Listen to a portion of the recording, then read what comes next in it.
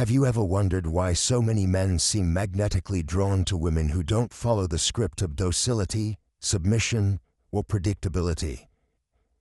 Why, when faced with a woman who sets boundaries and doesn't apologize for existing with intensity, many men don't just become interested, they become captivated?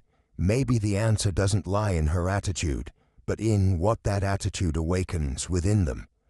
Carl Jung said that everything we find fascinating in another person is actually a mirror of what our soul longs to integrate.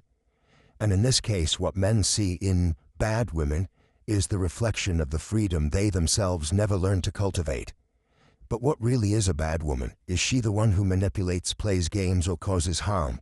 Or is she simply the one who dares to be whole, even if that means making others uncomfortable? Society has taught for centuries that the ideal woman is the one who pleases, waits, adapts. But there's an almost inexplicable fascination with those who break that mold. And it's not because they are bad, it's because they are free. And freedom, for many men, is an uncharted, terrifying, and irresistible territory. When a woman doesn't bow down, she becomes a mirror reflecting the weakness of someone who always needed to dominate in order to feel strong. That's when the game changes. The man, unconsciously, faces an archetype that challenges his ego, a woman who doesn't depend on him, who doesn't need his validation, who isn't afraid to walk away. And the more he tries to fit her into his expectations, the more she slips through his fingers like fine sand. This is not a game, it's a symbolic dance between power and vulnerability, between desire and fear, between the old model of masculinity and the new awareness that is starting to emerge. Jung would call this a confrontation with the shadow, the moment when a man is forced to face the parts of himself he never wanted to admit. And that's why he comes back, even when he swears he won't, even when he tries to replace her, erase her, forget her. Because what he felt beside that woman wasn't just passion. It was confrontation. It was awakening. It was an unspoken invitation to grow, to stop being a boy and become a man, and that, no matter how much it scares him, is also what draws him the most. The bad woman is not bad, she is a mirror, a boundary, a compass. She marks the beginning of the end for an ego he can no longer sustain, and the beginning of a new man he doesn't yet know how to become. So if you've ever been called difficult, cold, or too intense, understand, maybe you were just the first woman to show him that true love is not submission, it's revolution, and that even if he never admits it out loud, his body, his gaze, and his silent returns will always confirm it. Because a woman who awakens a man is unforgettable. She leaves a mark on the soul. She becomes the breaking point between who he was and who he might finally be ready to become. Everything begins the moment a woman refuses to shrink herself to fit into a man's emotional world. That moment, barely visible to the outside eye, triggers a seismic impact within the male psyche. Jung taught that the human soul is shaped through confrontation with what we most try to avoid. And for many men, that confrontation is called the woman who does not submit. She is the living symbol of the shadow. That archetype that lays bare what lies hidden beneath the masks of pride, authority, and control. When a woman says no with firmness, when she demands respect without raising her voice, when she disappears without drama but with dignity, something breaks inside the man. And what breaks is not desire, it's illusion. He realizes he has no power over her. And that realization, while painful, is irresistibly fascinating, because for the first time he's not facing a woman, he's facing himself, or better said, he's facing the part of himself he never had the courage to look in the eye, his own emotional limitation. That kind of woman doesn't scream, but she echoes. She doesn't beg, but she transforms. She doesn't seek revenge, but she awakens. And that's why her impact doesn't end with her presence. Her absence speaks louder than words. When she leaves, she doesn't just take her body, she takes the mirror. And without that reflection, he feels lost, without direction. Jung explained that true love is not the one that fills you, but the one that exposes you. And by exposing the raw truth of an emotionally immature man, that woman becomes, without trying, the starting point of a new consciousness. But that connection is not easy to recognize. Many women wonder, why does he approach me so intensely and then pull away as if he's afraid of me? The answer lies in the fear of transformation itself. Loving a free woman requires that a man renounce domination, inflated ego, and the need for control. He would have to deconstruct himself. And that hurts. That's why he runs, why he denies, why he tries to replace her. But nothing fills the space she once occupied, because it wasn't just a romance, it was a revelation. It was in the encounter between his ego and her essence that the beginning of an emotional journey was born, a journey few men have the courage to follow through to the end. But those who do are never the same again. And even if they never return, even if they never admit it, that woman will forever remain the memory of who he could have become, if he had chosen to grow. There exists an invisible tension between what a man feels and what he's willing to face. When he stands before a woman who doesn't surrender, he's hit by a sensation he doesn't know how to name, a mixture of desire, frustration, and silent rage. It's not rage toward her, it's rage toward himself, for realizing that all his tools of seduction, emotional manipulation, and empty promises are useless here. Jung said that the ego becomes desperate when it cannot control what it desires, and that's exactly what happens.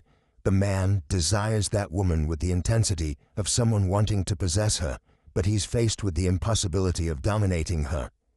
In that moment, the emotional game reaches its peak, not as a battle between two people, but as a confrontation between his ego and her soul.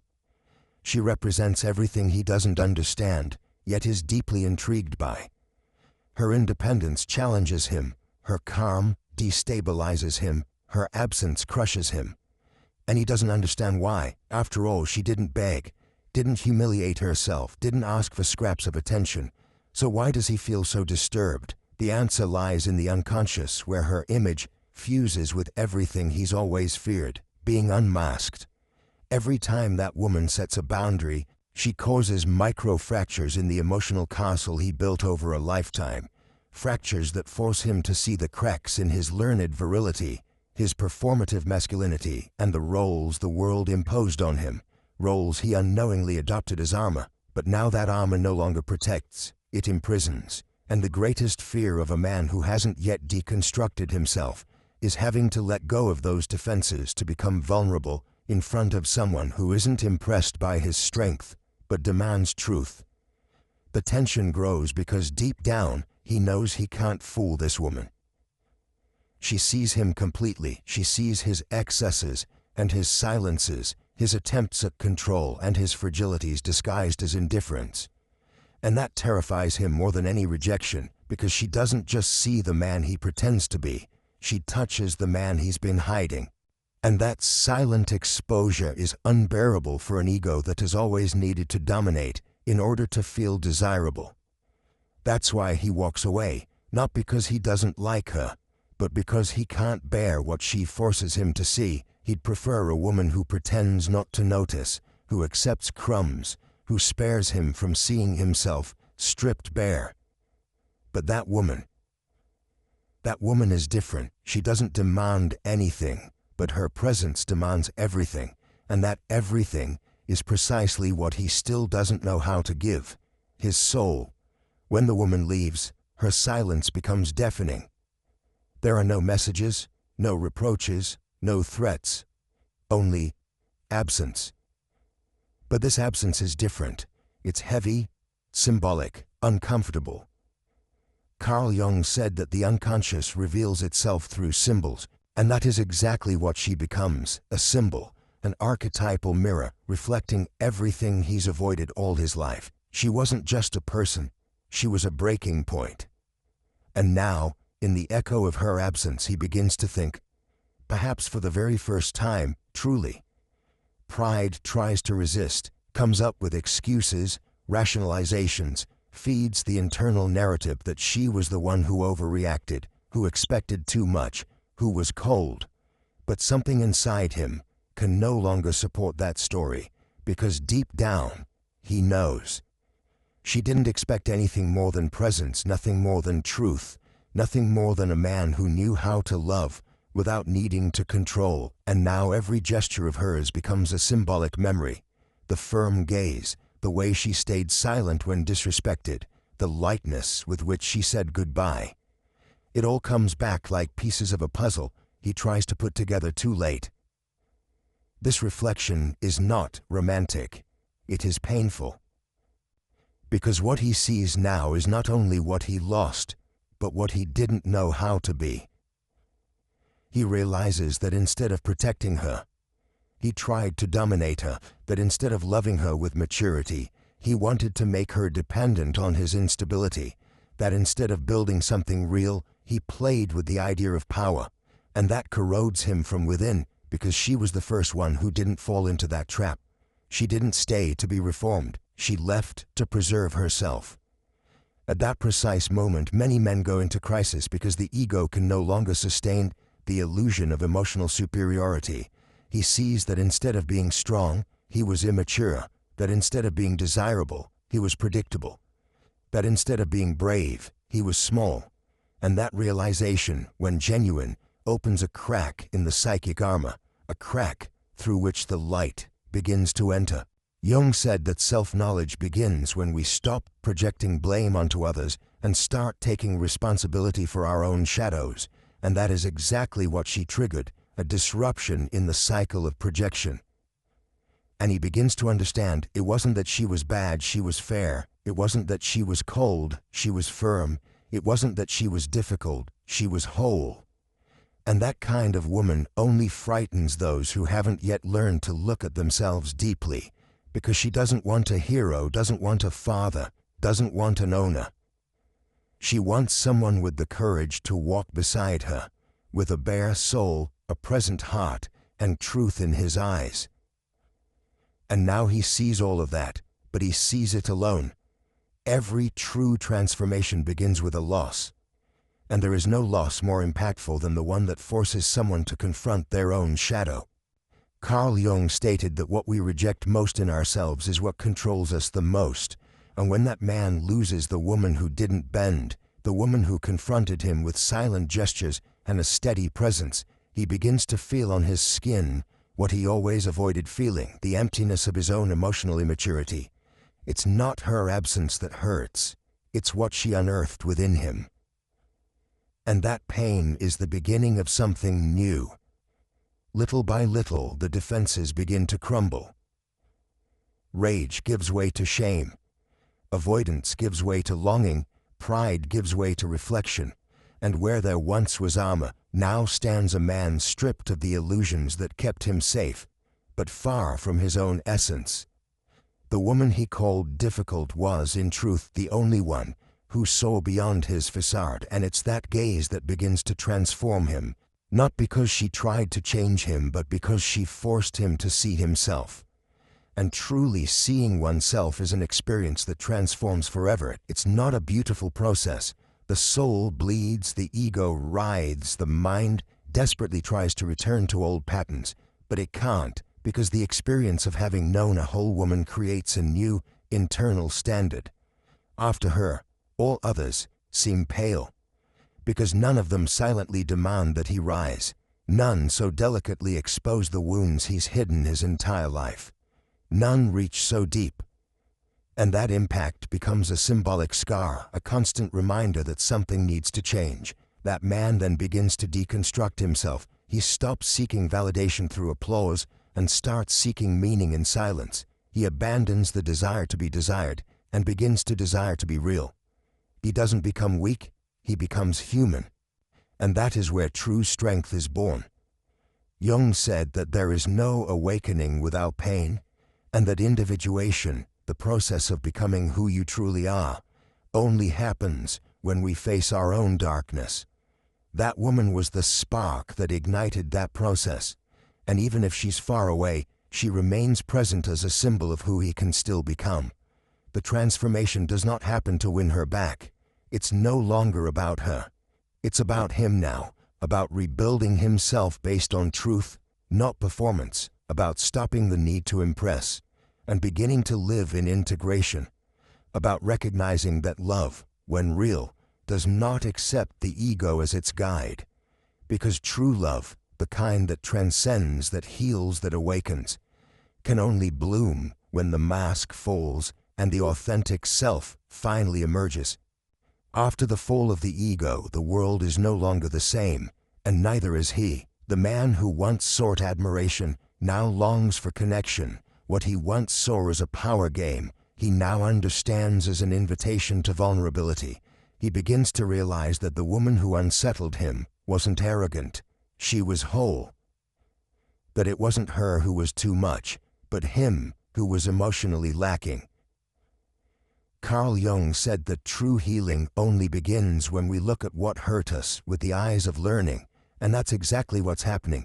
She left a mark, but not as a wound, rather as a sign. This new man doesn't arrive with promises, but with presence. He no longer seeks to be the answer, but is willing to listen to the questions. He knows that it's not enough to love. Love must be sustained with maturity. And he now understands that the woman who made him question everything doesn't want to be saved, conquered, or convinced. She wants to be respected in her depth, recognized in her truth, embraced in her strength, and that can only happen when the man finally lets go of the need to be superior and humbly chooses to be real. This new vision isn't expressed through grand words, but through silent actions. He doesn't beg, he shows. He doesn't seduce, he supports. He doesn't display, he surrenders. Because he finally understood that a true woman is not impressed by promises or power, but by a man's ability to remain whole by her side, even when everything in her confronts him. Respect is no longer a strategy, it has become essence. Admiration is no longer vanity, it has become recognition. And desire is no longer ego, it has become communion. But he also understands that perhaps he arrived too late, that this woman has already moved on, that maybe she's not willing to reopen doors she had to close in order not to lose herself, and that instead of stirring anger, stirs reverence, because now he knows the value she had and the price she paid for being the only one who saw where he was still blind. Carl Jung said that not all encounters are meant to last. Some come only to awaken us. And awakening on its own is already a miracle. He doesn't wait for forgiveness, doesn't demand a return, doesn't idealize a reunion. He simply continues with a clearer heart, a more honest soul, and a silent gratitude for that woman who, without asking permission, entered, exposed, tore open, and left. Because sometimes that's precisely what love does. It destroys the false, so that the true may be born. And now for the first time, he's ready to love. Maybe not her, but himself. And only from there can any other love be true. She became a milestone in his emotional timeline, not for the intensity of the words spoken, but for the strength of the silence that remained. And no matter how much time passes, no matter how many other bodies try to occupy that space, nothing replaces what she represented. Carl Jung said that certain archetypes cannot be erased, only integrated, and she was exactly that, a living archetype. The embodiment of the woman who didn't come to complete him, but to deconstruct him, who didn't appear to console, but to provoke, who didn't arrive to fill the emptiness, but to show that it existed. He may try to forget, rationalize, move on. He may dive into new stories, new voices, new presences, but none will be her, because she wasn't a phase, she was a mirror. And the mirrors that reveal us are never forgotten, even when they cause pain, even when they strip us of vanity, superiority, and control. He knows it. The woman he tried to tame was, in reality, the beginning of his liberation. And though it took him time to understand, it finally made sense. She wasn't difficult, she was necessary. Her image doesn't arise as nostalgia, but as awareness. When he hears a phrase, she used to say when he feels an emptiness in his chest with her name. When he recognizes in someone else what he has never found again, he understands that not all pain is loss. Some are seeds she planted unknowingly, which now bloom in his small decisions, in the way he listens, in how he respects, in how he gives of himself. She was the last woman of the stage in which he was still asleep, and the first woman he saw with the eyes of awakening. And he will never openly admit it. Maybe out of pride, maybe out of respect, maybe because he knows she no longer fits into his present. But deep inside, in the most intimate corner of the soul, where masks no longer reach, he keeps that secret like someone guarding a relic. She wasn't just a woman, she was a revelation, the embodiment of what he could have experienced if he had been ready. And now that he is, he understands that some encounters aren't meant to last, they're meant to leave a mark. The woman he once called bad was, in truth, simply authentic. And truth, when one isn't prepared for it, is frightening. But once awakened, it transforms, and even if their paths never cross again, what she stirred within him will continue to resonate, because there are women who pass through and there are women who awaken, and she was the awakening he spent his whole life pretending he didn't need. There are encounters that don't fade, they remain. Not because of force, but because of depth, like footprints etched into the soul. They don't scream, but whisper through the days. And when silence falls, it's there that their traces reveal themselves most clearly. The woman who was once called bad was never the opposite of love. She was its portal. The one that demands courage to cross and humility to understand. She didn't destroy the man she met. She revealed what within him was not yet true, and for that reason, even in silence, she continues to transform him. Within him now exists a new way of listening, a new gaze, a new sense of presence. He is no longer dazzled by games. He no longer gives himself to superficiality. He no longer seeks to hide behind masks. Because by touching the edge of his own ego, he discovered the beginning of his soul. Carl Jung said that the true loving encounter happens when two consciousnesses recognize each other. And maybe she was the only one who saw him, even before he knew who he was. It was that mirror that woke him up. An awakening, no matter how painful, is never in vain. Some men will continue to run, to blame, to hide from themselves, but others, those who have the courage to look back truthfully, will understand. They will realize that they didn't lose a woman, but gained an opportunity, a rare opportunity, to rebuild themselves from the inside out, from that which hurts, that which unsettles, that which challenges, and that which, paradoxically, sets them free. Because there is no freedom without self-awareness, and there is no real love where the ego still reigns. That woman was a silent revolution, and true revolutions never ask permission to happen. So if this video touched something inside you that you didn't know how to name, but you felt, it may be time to look within, to stop running after others, and start walking beside yourself, and only then beside someone else, because the kind of love that awakens us isn't the one that comforts, it's the one that transforms, and sometimes the one you judged as the stone in your path was actually the key you needed to open the door of your awareness. She wasn't your enemy, she was your initiator. If this message resonated with you, let it resonate beyond you. Like, comment, share. Write here what you felt, because maybe in your story, another woman will recognize herself, another man will awaken, and together we can build more conscious relationships. Subscribe to the channel if you wish to continue on this path of depth, truth, and transformation. And remember, the one who sees you with the eyes of the soul will never forget what they saw. There is an almost imperceptible yet devastating moment when a woman feels that something has changed. The man who once seemed so present begins to drift away. Suddenly, his messages take longer to arrive, his words sound colder, his attention is no longer so easily obtained. And in that instant, a shadow falls, anxiety, fear, and the feeling of loss begin to consume from within. Many women, driven by that deep terror of losing him, make the most human and yet the most counterproductive mistake. They try to do more. They send messages, seek explanations, propose meetings, try to reignite what they feel slipping through their fingers. But this insistence, although born from love and fear, only succeeds in accelerating the fall. Why? Because for a man, excessive neediness is not attraction. It is pressure. It is not love. It is a burden. Jung, in his book The Dynamics of the Unconscious, explains that everything the soul clutches too tightly tends to slip away like sand between the fingers. The more need we show, the faster we risk losing what we are trying to hold on to.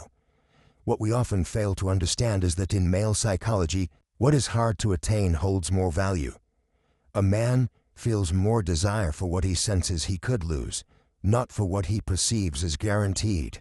A woman who makes herself too available, too attentive, without leaving room for absence, eventually becomes emotionally invisible. Overexposure kills mystery, and mystery is the oxygen of desire.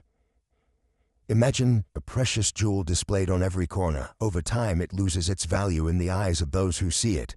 But if that jewel is unique, rare, difficult to obtain, it becomes coveted, almost sacred. This is how human desire works. This is how male desire works. Today I will show you how to radically change this dynamic, not through cheap games or manipulations, but from a place of profound emotional wisdom. You will learn the art of strategic silence, not as a punishment but as an act of self-love.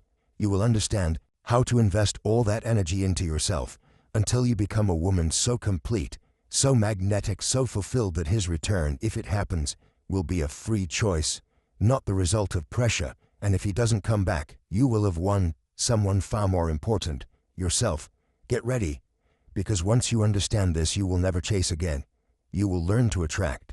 When a man starts to pull away, the first emotional reaction many women experience is a profound sense of loss.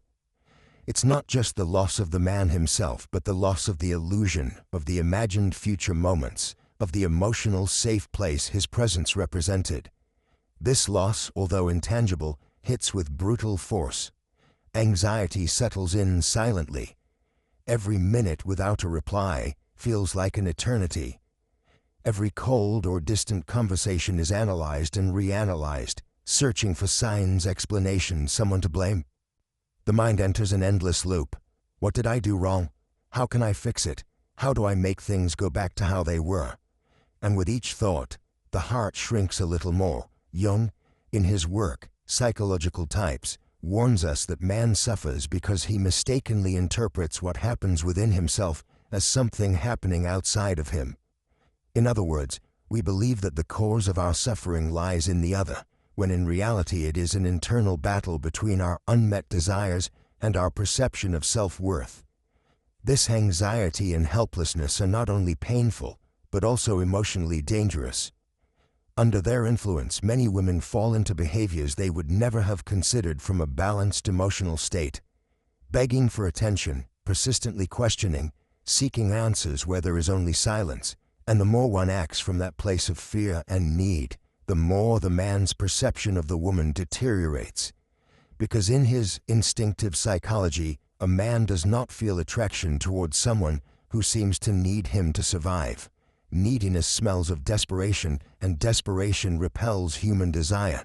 As Jung aptly points out in The Psychology of the Unconscious, desire is born from mystery, from longing, from the space between the self and the other, not from control or possession. Thus, without realizing it, when we try to force the connection we feel is breaking, we end up tearing it even more. We want to get closer, but in that desperate attempt, we move further away. We want to hold on, but the fear of losing makes him run. That's why the first step is not to do more. The first step is to stop. Breathe, acknowledge the pain, yes, but do not act from it. Because every action driven by fear is another brick in the wall now separating us from what we desire.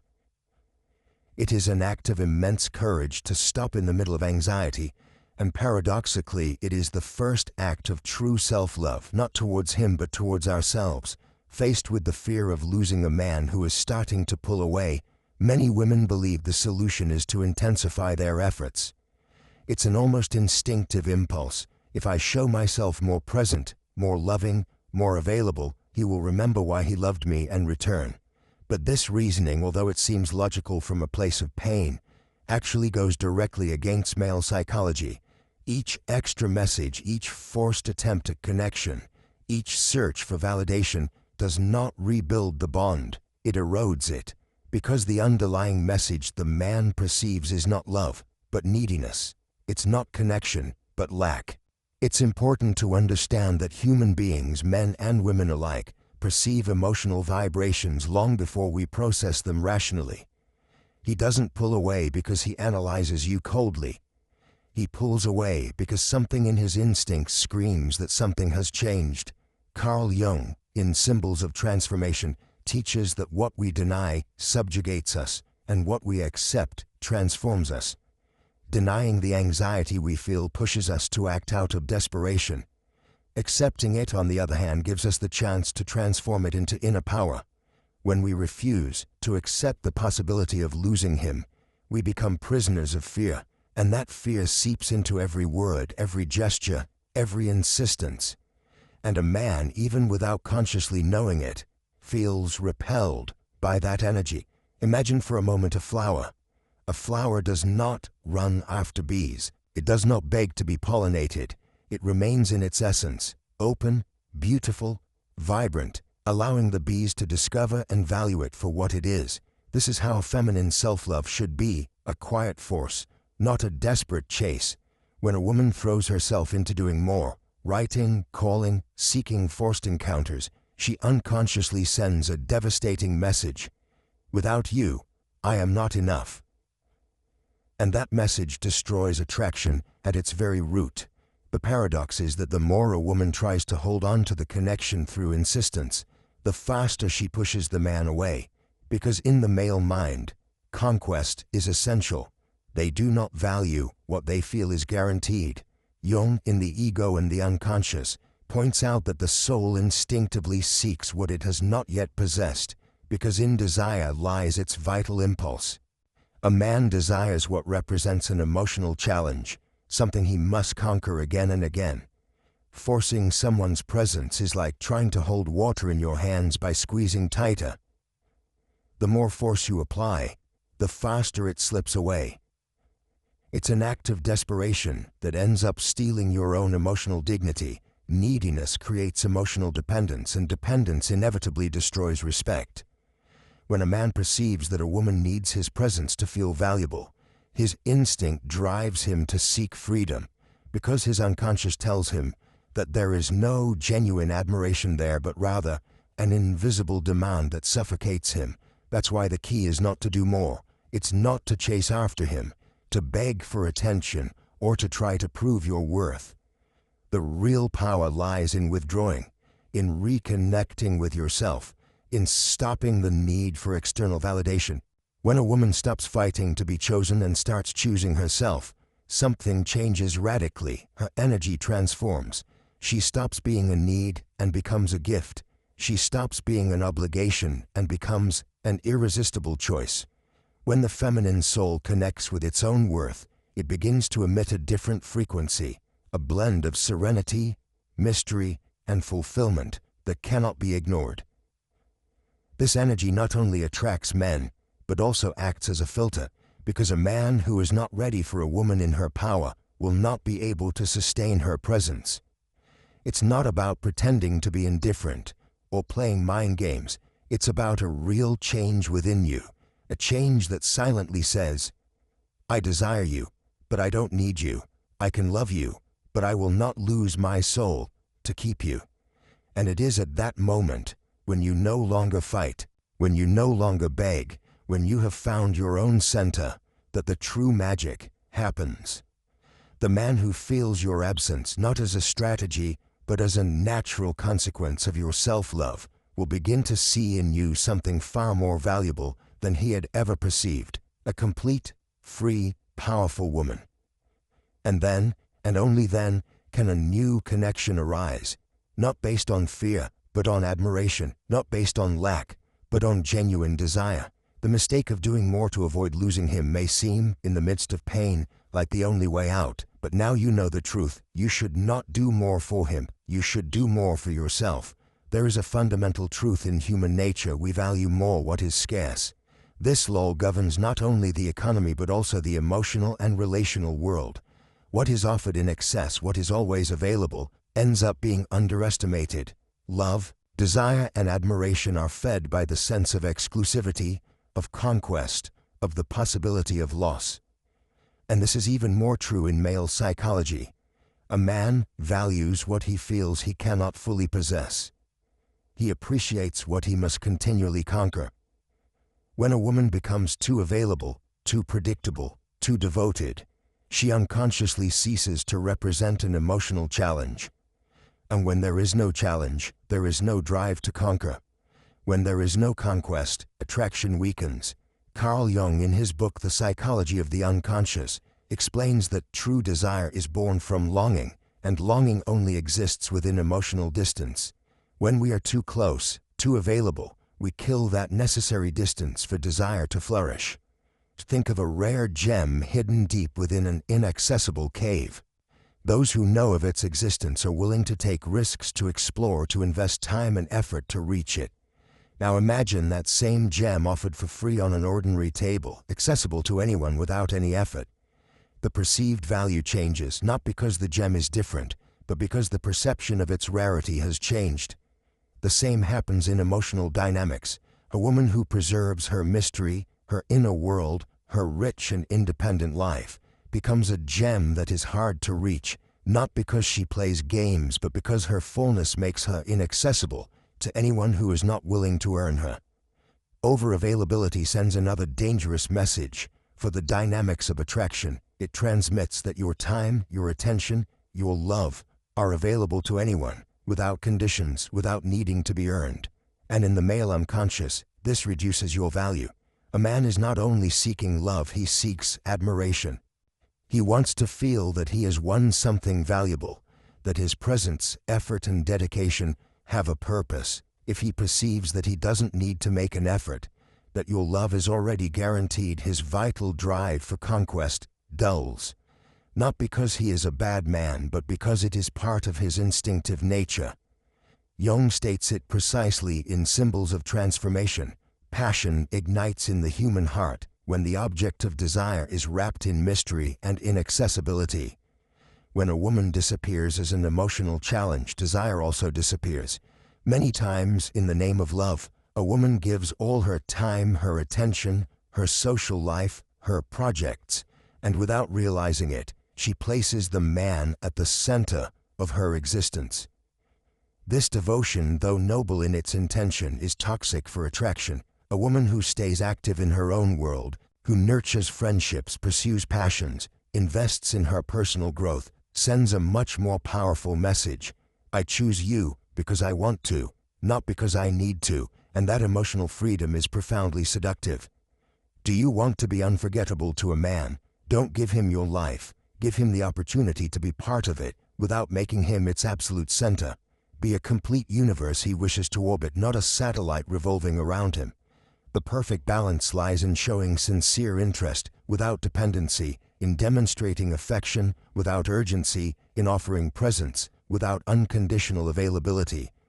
When a woman learns this art, the art of being generous in love but selective with her energy, her value automatically rises in any man's eyes, not because she manipulated him, but because she restored the natural balance between giving and receiving, between presence and mystery. Remember, what is common is forgotten. What is rare is treasured. You are not here to be easily obtained. You are here to be valued, admired, and above all, respected. When a woman feels that a special man is starting to drift away, the first natural, almost uncontrollable impulse is to try to close that distance with words, explanations, justifications, or promises. It is an impulse born from a deep fear of losing what once seemed secure. However, in the subtle art of human relationships, there exists a force far more powerful than the attempt to hold on: strategic silence. We are not talking about a silence filled with resentment or designed as punishment. It's not about ignoring to hurt or manipulate, but making a conscious act of emotional wisdom. As Jung stated in The Dynamics of the Unconscious, resisting an impulse is not repression, it is transformation. True silence is a transformation of anxiety into serenity, of need into power. It is in silence that who you truly are is revealed. A woman who invests in herself, who keeps learning, who is not afraid to grow, radiates an irresistible vibration of silent strength. She doesn't need to talk about her worth. She radiates it. On the deepest level, the soul must also be nourished, reconnecting with authentic friendships, dedicating time to causes that inspire you, surrounding yourself with beauty, art, nature, everything that reminds you that your life has a greater purpose than simply being loved by someone else. The energy that was once directed toward him now becomes a centrifugal force that builds your own universe. And when a woman becomes her own universe, when her happiness no longer depends on external factors, something extraordinary happens. Her vibration rises to a level that not only attracts, but also filters, because not all men will be able to rise to the level of a woman who no longer needs to be chosen. It's no coincidence that when a woman focuses on her personal expansion, those who once took her for granted begin to feel her absence as a void that's hard to ignore, because she is no longer the same. She has evolved, she has been reborn. And she didn't do it to prove anything to anyone. She did it because, somewhere in the pain, she understood a radical truth. The most important person who needed to choose her was herself. Rebuilding yourself doesn't mean closing your heart or becoming cold. It means loving with an open heart but with your feet firmly on the ground. It means being able to receive love without losing yourself in the process. It means looking love in the eyes and saying, "I love you, but I don't need you to be who I am." On this new path, the man who returns, if he does, will find a different woman, a woman who can love him deeply, but who is no longer willing to lose herself for anyone. And if he doesn't return, it won't matter, because she will have found something far greater: her own life, her purpose, her happiness. Jung summarizes it beautifully in Memories, Dreams, Reflections, when he states, "There is no coming to consciousness without pain. People will do anything, no matter how absurd, to avoid facing their own soul." You have chosen the path of awakening, the path of courage, and every step in your rebuilding will be a silent victory that will resonate throughout your entire being. Today you know that it is not about getting him back, it is about getting yourself back. Mastering your emotions does not mean repressing or denying them. It means learning to navigate through them with awareness, strength, and dignity. In the process of reclaiming personal power, the difference between an unforgettable woman and a forgotten one lies in her ability to master her emotional impulses, especially during moments of greatest vulnerability. When a man begins to pull away, a woman's instinctive desire is to seek answers, to force encounters, to demand explanations. It is human. It is understandable. However, it is precisely in these moments that true emotional value is defined, not by giving in to the impulse to act out of fear, but by choosing to act out of awareness and self-love. Carl Jung, in The Ego and the Unconscious, points out that the greatest obstacle to progress is the projection of our internal conflicts onto the external world. If we allow anxiety to direct our actions, we project that anguish onto the other, burdening the relationship with unsustainable pressure. But if we are capable of holding ourselves emotionally, without demanding, without chasing, without begging, then we rise above the storm and become a beacon of stability. Emotional mastery is therefore the ability to observe the inner storm without becoming it. It is knowing that feeling fear, sadness, or uncertainty is natural, but acting impulsively from those emotions only distances us from what we truly desire. Building healthy, loving relationships based on mutual respect. This is where we must understand the crucial difference between healthy desire and toxic attachment. Wanting someone is natural, even beautiful. But depending emotionally on their presence to feel valuable destroys any possibility of authentic love. Attachment, unlike desire, stems from internal lack.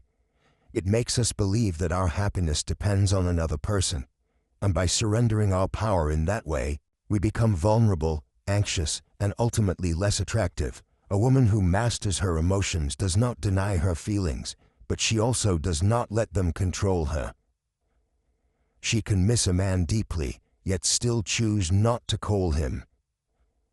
She can long for a response, yet still choose silence. She can feel the impulse to reach out, yet still choose to remain centered. This inner strength is neither cold nor distant. It is the highest expression of self-love. It is the ability to say to oneself, "My worth does not change with the presence or absence of anyone. I am enough. I am whole." And this energy is so powerful, so magnetic, that it transcends words. It can be felt in the way you walk, in your gaze, in the way you exist in the world. A woman who does not need to be chosen to know her worth emits a vibration that no man can ignore.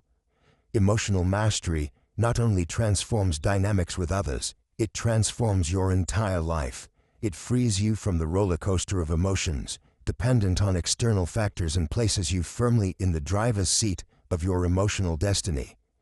And when a woman reaches this level of maturity, she stops being just an option and becomes a conscious choice, sought after, admired.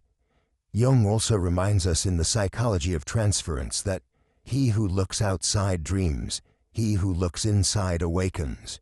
Emotional mastery is precisely that awakening, to stop seeking outside what can only be found within. Today you know that mastering your emotions is not about denying your humanity, but honoring it.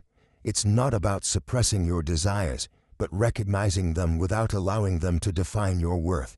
It's not about being insensitive, it's about being invincible. Because in the end, the woman who masters her inner world is the woman who conquers the outer world without needing to chase it. There comes an inevitable and blessed moment in the journey of a woman who has worked on herself when she understands a liberating truth. She is not here to be chosen by anyone. She is here to choose herself every day, to stay true to her essence, to build a life so rich, so full, and so authentic that her well-being no longer depends on the presence or absence of another human being. When a woman reaches this level of consciousness, her energy changes radically. She no longer presents herself to the world seeking approval, love, or validation. She presents herself as a source of self-love so powerful that those around her have only two options: rise to meet her or walk away. And in both possibilities, she wins. Carl Jung, in Memories, Dreams, Reflections, tells us that the unlived life is a disease from which one can die. Living while waiting to be chosen, postponing your happiness until someone notices you, approves of you, or validates you, is to die slowly. Choosing yourself, on the other hand, is to heal. It is to live. When a woman stops trying to be a man's option and instead becomes the prize that only the truly worthy can attain, something powerful happens. She stops being a passive possibility in others' minds and becomes an unforgettable presence. She does not beg for love, does not plead for attention, does not compete, does not chase. She simply is. And in that authenticity lies her irresistible magnetism. If he returns, it will be because in your absence, he felt the void of not having you, not the burden of being pursued. It will be because, in the silence of your withdrawal, he realized that no one else radiated the same light, the same serene strength that you possess. And if he does not return, you will understand that he was never truly yours, and that your journey, far from being in vain, has led you back to yourself. Because in this process, what you have gained is priceless: your dignity, your inner peace, your emotional freedom. Always remember, you are not here to be completed by anyone. You are already complete. You are not here to be validated. Your existence alone is validation enough. You are not here to live through the eyes of another. You are here to look at your own reflection and smile with pride. Jung said that those who do not become their true selves become echoes of others' expectations. Today, you choose to be a voice, not an echo. A path, not someone else's destination. It is in this moment, when you no longer need to be chosen, that your energy becomes so authentic, so radiant, so magnetic, that those who once took you for granted will feel your absence as an impossible void to ignore. But by then it will no longer be about them. It will be about you, about the unbreakable love you have finally planted and cultivated in the one place it can never be taken from, within yourself. If this message resonated with you and inspired you to see yourself through new eyes, subscribe now and join me on this journey of personal power, self-love, and transformation, because this is only the beginning of your best version. There is a moment in every human connection when silence begins to speak louder than the messages, when attention slowly fades, and the once constant affection becomes absent. It's the point where everything that was built seems to dissolve. And it is there where attachment is born, not because the other person has left, but because something inside you resists letting go. You are not losing the person. You are losing the feeling of being seen, valued, and felt. And it is in that moment that the most human temptation arises to seek the other, to write, to call, to insist, to ask for an explanation, a sign, a closure. But what if I told you that true reconnection is not achieved by reaching outward, but by turning inward?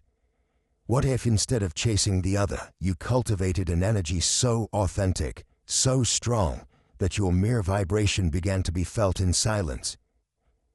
Carl Jung wrote in his work, Man and His Symbols, that what you resist persists, what you accept transforms you. This moment of disconnection is not your enemy. It is a door, a possibility for transmutation, because love doesn't end, it transforms. And the first step to reconnecting with someone who has drifted away is to reconnect with yourself, not from need, but from recognition, from the memory of your own worth. Here, we are not going to talk about manipulation strategies or power games. We are going to talk about presence, about resonance, about how your energy can begin to weigh more than your physical presence. Because when someone distances themselves, it's not just the bond that breaks, it's the image that person had of you that begins to fade. And what if you could rebuild that image not with words, but with vibration? Imagine that you are a frequency, that every thought you hold, every emotion you feed, every internal sensation is emitting a signal. That signal needs no words, no contact. It only needs to be coherent, to be authentic, because the human subconscious, as Jung noted, does not respond to what we say, but to what we deeply feel as real. And that emotional authenticity is perceived even from a distance. The beginning of this path is not easy because it goes against the impulse to control, to secure, to seek answers. But this is where the power of conscious intention comes in. When you stop looking outward to be seen and start looking inward to see yourself, something changes. It's as if the energy begins to condense, to become dense, magnetic, unforgettable. And it is there, in that internal space, where you become strong, where you stop waiting for the other person and curiously, they begin to feel you, not because you're doing something to be felt, but because you are being. And that being leaves a mark, because while attachment screams desperation, authenticity whispers mystery. And in the inner world, what whispers with truth has more impact than what screams with anxiety. This is how the journey begins, not with a phone call, but with an inner decision, not by seeking answers, but by becoming the answer. Because when you change your vibration, everything else begins to realign on its own. And it is then when the other person, without knowing why, starts to remember you from the soul. When we talk about empathetic projection, we are not referring to a mere wish that the other thinks of us. We are talking about a deep practice of silent emotional connection. It is about planting an emotional memory in the other's subconscious, not through direct contact, but through a vibration felt with clarity, authenticity, and presence. Jung, in The Psychology of the Transference, mentions that projection is one of the most common and dangerous processes of the unconscious. But when done consciously, with emotional responsibility, it ceases to be a trap and becomes a tool for subtle connection. Empathetic projection does not manipulate, it does not force. It simply plants a seed. And it does so from calm, from pure intention, from an internal place that does not need validation from an immediate response. Imagine sitting in silence, no music, no phone, no social media, just you, breathing deeply. In that space you visualize that person, not with anxiety, not from need, but with gratitude. You look at them with tenderness and begin to see yourself through their eyes. How does your presence feel to him or her? What emotional imprint have you left? What feeling do you want them to remember when they think of you? This is not a forced visualization technique. It's a subtle emotional offering. It's like planting a seed without digging the soil, because what you're projecting isn't an image, it's an emotion. And the subconscious, as Jung explains in Symbols of Transformation, responds to emotionally charged images, not to empty ideas. This isn't about thinking, I want them to miss me, but about feeling, from your body, an emotion so honest, so warm, that it leaves an energetic imprint in the shared emotional field. Real connections are not erased by distance, they are only clouded by noise. Empathic projection clears that channel silently.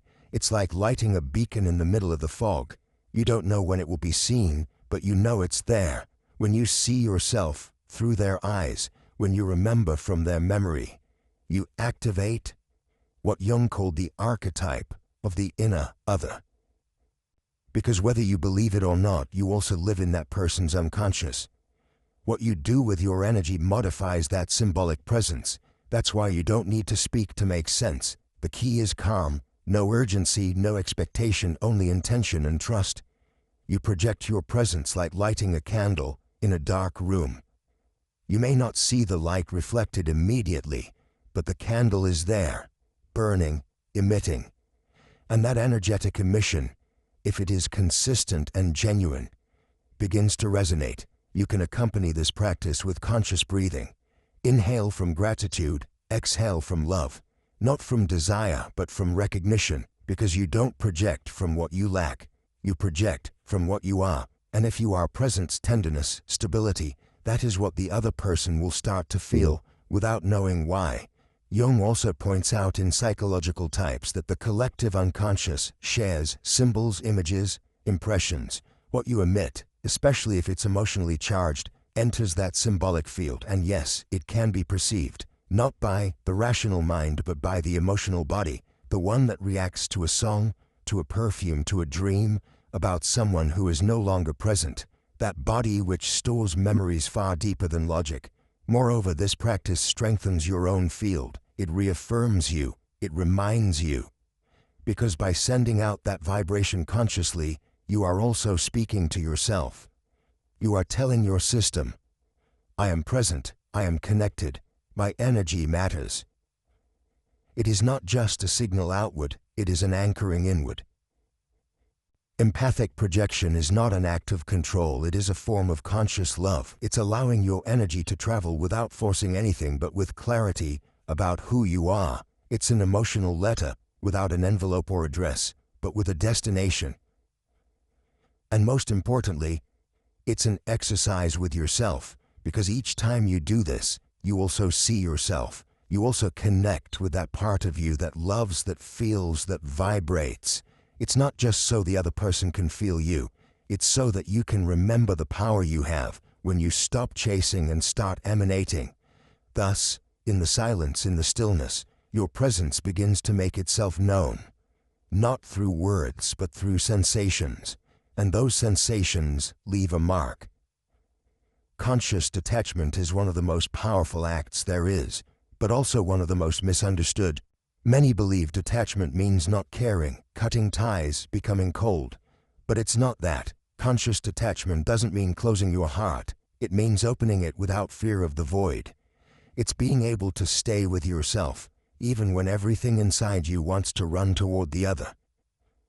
Carl Jung said in Memories, Dreams, Reflections, that loneliness does not come from having no one around, but from not being able to share what seems important to oneself. Conscious detachment allows exactly that. To communicate with yourself, to listen to what matters without external noise. It is not indifference, it is a higher form of presence. When someone pulls away, the automatic impulse is to fill that space, to seek answers, to insist, to secure. But conscious detachment does the opposite. Instead of running toward the other, you stop with yourself. You sit in that uncomfortable silence, and then something magical happens. That silence begins to have a voice, and that voice speaks to you, about you. It's not about pretending you don't care. It's about not acting from a place of lack. True detachment is energetic. It's knowing how to step back, without anger, without revenge, without bottled up pain. It's taking a step back, not because you've lost, but because you understand that your presence also holds value, that your silence is not empty, but a container of strength. When you withdraw with dignity, without anxiety, something shifts. The other person stops seeing you as a constant and begins to feel your absence. Because humans don't value what's predictable, they value what carries weight. An emotional silence, when it doesn't come from indifference but from self-love, is heavy. Jung writes in The Relations Between the Ego and the Unconscious that what is repressed doesn't disappear. It manifests in more intense and unexpected ways.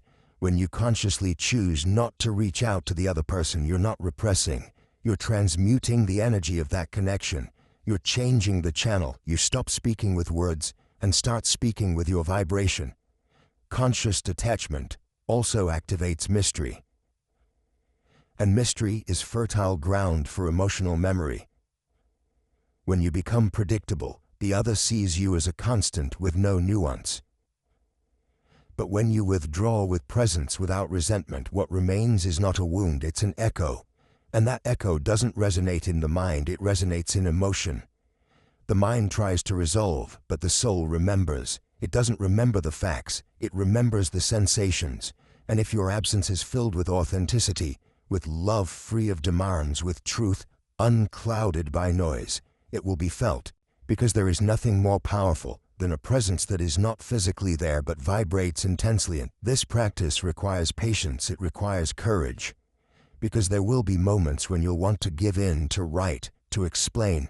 But that's when you need to take a deep breath and ask yourself, am I seeking momentary relief or am I holding space for deep transformation? It's not about not feeling, it's about feeling without reacting from urgency. You can support yourself with simple rituals.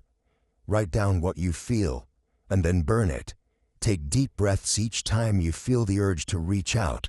Move your body to release the emotion. But most of all, you need to remember this. Your value does not decrease because someone walks away. Your presence is not erased just because there is no contact. In fact, the more authentic your detachment, the more powerful your imprint becomes, because detachment is not forgetfulness, it is respect. It's a way of telling the other, I trust my energy so much I don't need to force anything. And that trust is felt, because there is nothing more magnetic than someone who doesn't beg, doesn't plead, doesn't pressure, but simply vibrates in their truth. Jung also mentioned in The Ego and the Unconscious that healing can only occur when the lost symbol is rediscovered. In detachment, you become the symbol. That unresolved mystery, that emotional enigma, that, instead of vanishing, becomes a presence that pulses in the silence. And although there's a natural fear of losing someone when taking distance, true power lies in trusting that what was built within you is never lost, that the invisible holds more strength than any word, that what is authentic doesn't need to be forced, that if that person is aligned with you, they'll return, not because you called them, but because they felt you. To detach consciously is to give yourself power. It is to remind yourself that you don't need to chase anything. Because what is real, what vibrates with you, what belongs to you by frequency, returns, or never truly leaves. And if it doesn't come back, it's because you yourself will have grown so much that you won't need it to. This is how silence becomes a message, absence a vibration, and your energy an echo that is never forgotten. Emotional emission is one of the most transformative practices when done from authenticity. It's not about wishing for the other person to return. It's about feeling, vibrating, emitting a frequency so genuine that the external reality begins to align with your internal state. Because the universe doesn't respond to what you want, it responds to what you are, and you are what you feel consistently. Carl Jung, in the practice of psychotherapy, wrote, "We are not what we want to be, we are what we feel deeply." This principle is key. Your subconscious doesn't respond to empty affirmations. It responds to real vibration, to embodied emotion. That's why emotional emission doesn't work if it comes from lack, desperation, or illusion. It works when it comes from gratitude. Every night before sleeping, sit in silence, place a hand on your chest, breathe deeply, and begin to imagine, not that the other person comes back, but that the connection is already restored. Feel the warmth in your chest, the calm in your body, the peace in your soul. Imagine yourself loved, understood, embraced. But most importantly, feel it as if it's already happening. This isn't self-deception, it's emotional training. Because the subconscious doesn't distinguish between what is real and what is deeply felt. If you can sustain an emotion for long enough, your energy field changes, and when your field changes, your vibration becomes a new magnet. It's not about imagining conversations, scenarios, or detailed reconciliations. It's about feeling the emotional quality you want to experience. Love, respect, calm, unity, and by feeling it, you emit. And by emitting, you transform, not the other person, but yourself. It's important that this practice is grounded in gratitude, not as a mental obligation, but as a real state. Thank you for this love that already vibrates in me. Thank you for this encounter that is already happening on a subtle level. Thank you because I feel complete, whole, loved. There is no pleading, no anxiety, only emotional certainty. Jung observed in the ego and the unconscious that emotion is the starting point of all psychic change. Emotional emission does not aim to manipulate, but to generate that change from within. When you consistently change your internal state, reality has no choice but to reflect it in some way. Maybe not how you expect, but always in coherence with what you vibrate. And while at first it may feel artificial, over time it becomes a refuge. Because while everyone out there is seeking answers, you become the answer. While others react to the void, you fill your space with deliberate emotion, and that is felt. It's felt at a distance, because the soul recognizes vibration faster than it recognizes words. This exercise is even more powerful if you support it with small daily actions that reinforce that vibration. Listening to uplifting music, moving gently, surrounding yourself with beauty, speaking to yourself with tenderness. All of that creates emotional coherence, and coherence is the clearest language of the universe, and yes, the other person can feel it, not because you're projecting a mental image, but because you're modulating your field, and every field interacts with the fields of others. There's no way around it. If someone has been connected to you, they will continue resonating with you on some level. And if your vibration changes, that resonance changes too. Don't expect an immediate reaction. Don't treat this as a trick. Don't measure results. This practice is for you, for your peace, for your coherence. It's a form of vibrational meditation, an art of feeling without asking, of radiating without controlling. It is love without condition, first toward yourself. Carl Jung also wrote that the unlived life is a disease from which one can die. And how many of us are alive yet anesthetized? To emit emotion is to come back to life, not from drama, but from awareness, from the ability to create your own emotional atmosphere. And if the other person at some point feels that change in you, it won't be because you sought them out. It will be because your frequency can no longer be ignored. Because you've stopped being a memory and have become a vibrant presence, invisible, yes, but absolutely real. Emotional emission then becomes a way of returning to yourself, of restoring yourself, of being love before receiving it. And from there, everything changes, not because you push it, but because you emanate it, because the soul recognizes what is authentic. Silent affirmations are not just motivational phrases you repeat without feeling. They are energetic mantras, internal resonant pieces that shape your vibrational field. When you repeat them with awareness, from the body, from emotion, they are not meant to convince the other person, they're meant to remind you of who you are. Carl Jung, in Modern Man in Search of a Soul, explained that we do not see the world as it is, but as we are. And how we are is largely built by the thoughts we cultivate repeatedly. Silent affirmations are seeds that, when planted with presence, transform your inner terrain. They don't alter who you are. They reveal it. These phrases are not spoken aloud. They are whispered in your mind as you breathe deeply, as you walk, as you sit in silence. They become an internal pulse that accompanies you. And most importantly, they ask for nothing. They demand nothing. They simply affirm. They feel like internal certainties, not external pleas. For example, I am present even when I am not near. My energy leaves a mark. I am remembered because I vibrate truth. I don't need to be seen to be felt. I choose to vibrate with authenticity. My absence is also a presence. I trust in the power of my field. My frequency speaks for me. I am aligned with what I deserve. Each of these phrases acts like a recalibration, because in moments of doubt, of impulse, of need, you can return to them and find your center again. Not to ignore what you feel, but to reconnect with your deepest, wisest self. They are small anchors that hold you when everything seems to shake. Repeating them is not mechanical, it's ritual.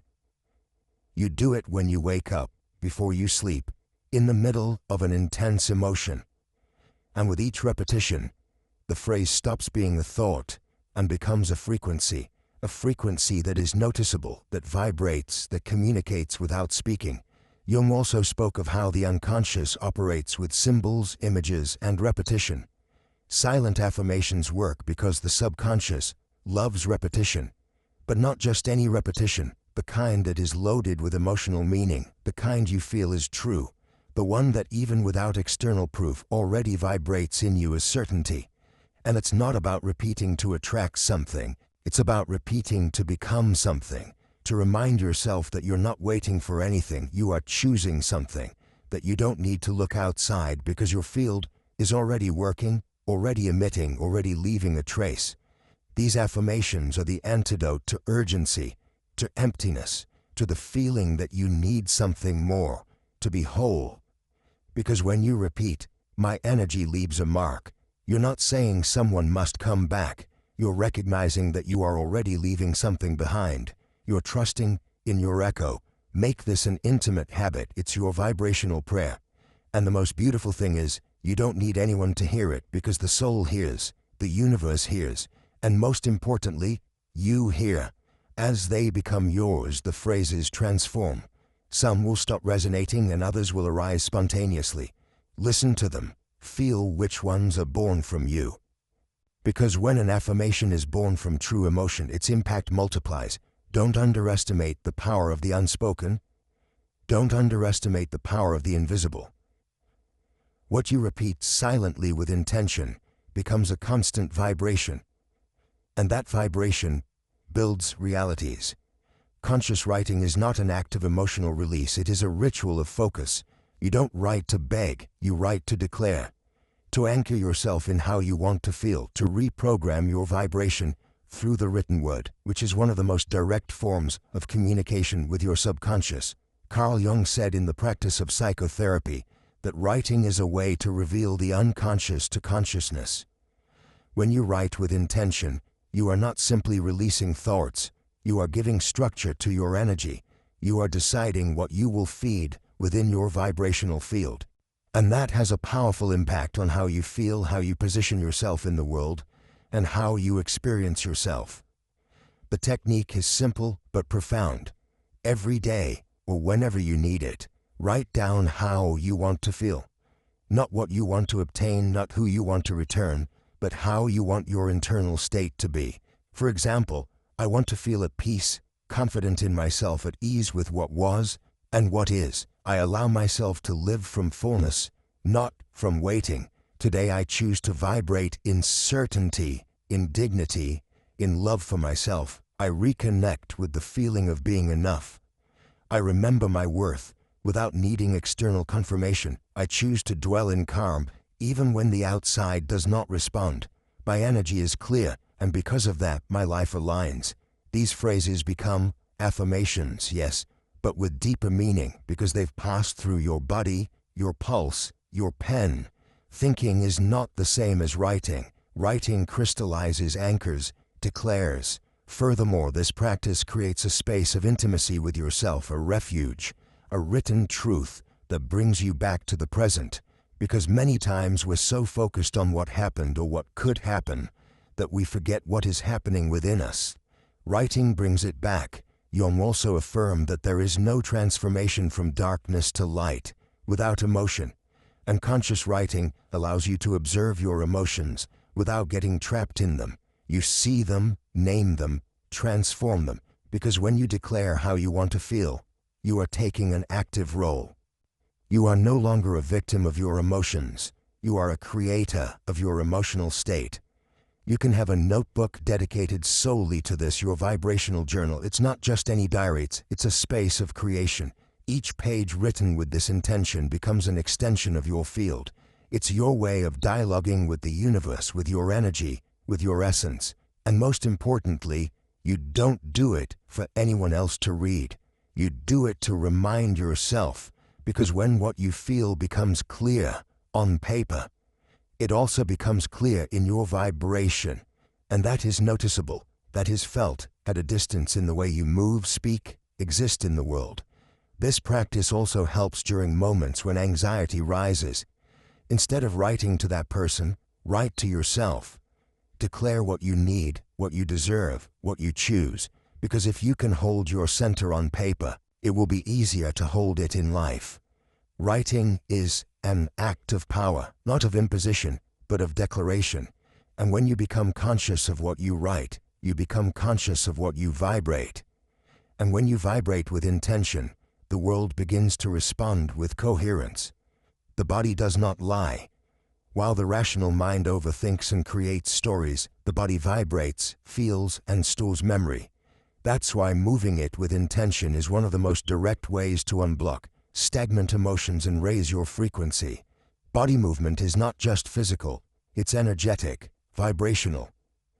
Carl Jung, in The Ego and the Unconscious, proposed that all psychic energy, if not expressed, becomes a symptom. And many times, those symptoms manifest in the body. Tension, anxiety, fatigue, tightness. That's why movement is not about aesthetics. It's emotional medicine. It's a way to channel what can't find release through words. You don't need a complex routine, only attention, intention, breath. You can start your day by slowly stretching your body, feeling each muscle, breathing deeply. You can dance alone in your room, letting your body express itself without choreography, without judgment. You can practice deep breathing with gentle movements that follow the natural rhythm of your emotion. Every time you move your body with awareness, you're telling your system, I am present, I am releasing, I am choosing to feel differently. And that energetic signal is more powerful than 1,000 positive thoughts, because the body has its own language, one that resonates far beyond words. Body movement also breaks patterns. You always react the same way to certain emotions. For example, by shutting down, freezing, contracting. By moving, you create an opening, because if something is true, it doesn't need to be forced, it only needs to be felt. And in that non-doing, you strengthen, cleanse, and reconnect with yourself. And from there, whatever is meant to return will return, not through pressure but through resonance. Non-doing becomes strategic. It's an art, and like all art, it's cultivated day by day. Have you ever questioned why some women who don't have dazzling looks or project a perfect life on social media manage to deeply captivate men that many would consider out of their league? What is it that they possess that makes them irresistible? What strategies do they implement that perhaps you have yet to discover? The answer, though revealing, does not lie in external appearance. It's not about makeup, tight clothing, or memorizing seduction techniques in front of the mirror. It's something far more subtle, yet infinitely more magnetic. It's something Carl Jung understood perfectly. True feminine power lies in the ability to create emotional connection, in knowing how to touch a man's soul before touching his body. And once you internalize this, my dear, everything changes. Many women have grown up with the belief that to make a man fall in love, they must become physically attractive, that they must wait to be desired, pursued, or conquered. But the truth, a transformative truth, is that you don't need to start with the physical to win his complete devotion. In fact, if you learn to connect with a deeper dimension within him, something far beyond the surface, he will surrender completely, without even understanding why. Do you know where a man's true center of desire lies? It's not where you've been led to believe, it's his mind. That's where true longing is born, where his insecurities live, his ambitions dwell, where his most intense experiences and unspoken desires reside. It's in that intimate and often chaotic space where you can enter. If you master his emotional language, and Carl Jung constantly reminded us that to change what we attract, we must shift the energy we project. And this applies perfectly here. Let me reveal something that is rarely explained with clarity. A man can give himself physically to many, but emotionally, he opens up only to the one who touches something beyond his surface. That's why after an intense connection, he won't remember so much what you did, but how you made him feel. That, my dear, is true influence. That's what makes him think of you even in your absence. And if you've ever felt frustrated because you give so much yet receive so little, if you feel like you're doing everything right but still can't get that man to truly commit, then you don't need to change your appearance or become more accommodating. What you need is to learn how to connect with his mind before his body, to venture into his inner world, a world few dare to explore. But you can do it. Stay with me until the end, because in this presentation, you'll not only discover how to awaken his deepest interest without physical contact, I'll also share expressions, practical examples, and an exclusive tool that you can use in your next interaction to become truly unforgettable. This isn't abstract theory. It's psychology applied to relationships from a conscious, feminine perspective, inspired by the principles of emotional transformation that Carl Jung taught. Let's begin. There is a powerful reality that few accept because it challenges all the conditioning we've received since childhood. The male body is not the point of deepest connection with you. It's not his most sensitive part, nor the one that creates the strongest bond. His true desire, the one that drives him, the one that transforms him, is born in his mind. Yes, that inner universe full of thoughts, expectations, hidden fears, silenced desires, and contradictions. That's where true alchemy happens, because once you understand how his mental world works, everything becomes clear. You no longer need to compete with anyone or exhaust yourself trying. What you are doing is cultivating emotions, awakening curiosity, and generating desire from the invisible. And believe me, that kind of connection leaves an unforgettable mark. There is a huge difference between being physically attractive and becoming unforgettable to him. Anyone can catch his gaze for a moment, but only someone who stimulates his imagination, emotions, and his need to feel valued and admired will remain in his heart. Carl Jung said that everything we give returns multiplied, and when you offer presence, authenticity, and confident feminine energy, it comes back to you transformed into genuine love. So how do you connect with the male mind? With anticipation, not immediacy, with subtle hints, not full disclosure. The male mind, like the female mind, responds more intensely to mystery than to the obvious. It's not about expressing everything. It's about creating space for him to imagine, to long for more, to evoke your presence even in your absence. Play with the implicit, with pauses, with glances that say more than 1,000 words. Tease him with meaningful silences. Make him wonder what's behind your words. The secret lies in making him feel emotions, because a man doesn't fall in love with your actions. He falls in love with how you make him feel through them. You can be direct, spontaneous, tender, or passionate, But if you don't touch his mind, if you don't awaken emotional responses, he'll just be another fleeting memory. On the other hand, if you make him feel understood, admired, challenged, intrigued, then you will live in his thoughts even when he's surrounded by others. Do you see why I say the mind is the true starting point? Because that's where real desire is born, where lasting interest grows, where the fantasies are built that drive him to seek you without you having to chase him. Connect with his mind, and his body will naturally follow it. And if you've understood the power hidden in these words, you're about to discover something even deeper. Because when a connection begins in the invisible, the visible becomes inevitable.